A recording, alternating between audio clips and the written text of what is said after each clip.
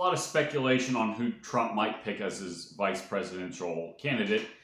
I would suggest Tulsi Gabbard. And I don't necessarily agree with a lot of her positions, especially things that she's done in the past. I mean, she's campaigned with Bernie Sanders.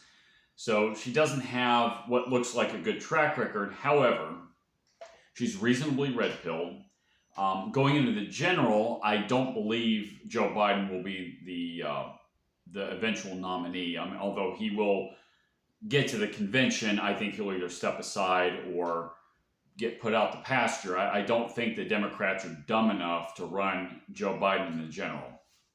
So I think it's going to be Trump versus Kamala Harris. Now, under those circumstances, I think the establishment is already working on a plan to play the race card and all that, the identity politics, and they're going to push that really hard.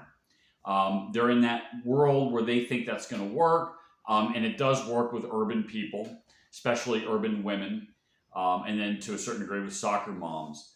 But if he picks Tulsi Gabbard from a strategic point of view, that's going to be hard for that kind of attack to stick onto Trump. And also, I think he'll win over even more of the independent vote. Republicans, obviously, the composition of the parties have changed. We're in a time of flux right now.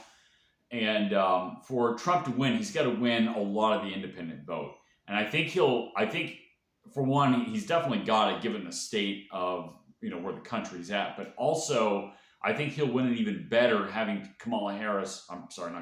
Tulsi Gabbard on the ticket. Can you imagine Tulsi Gabbard going up against Kamala Harris? That might be interesting to watch. Kamala Harris is not particularly articulate, but I'm sure her handlers will coach her.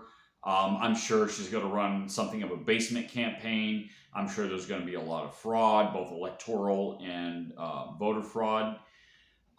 So that's what I think. That's my idea about how this is going to shape up. The Democrats, the hardcore Democrats and the establishment, the neocons, the political elite, they're going to really pull some serious shenanigans this year. They're in big trouble politically. And I think, it may very well be contentious. I mean, who knows? Everything that they accuse the people, the supporters, the people who support Trump of doing, they themselves do. So, so it'll be very interesting to watch. But I think Tulsi Gabbard might be a very good pick. I mean, recently she's been shown to be very red-pilled. She's not perfect, but politically it'd be an awesome troll. So I would give that a consideration.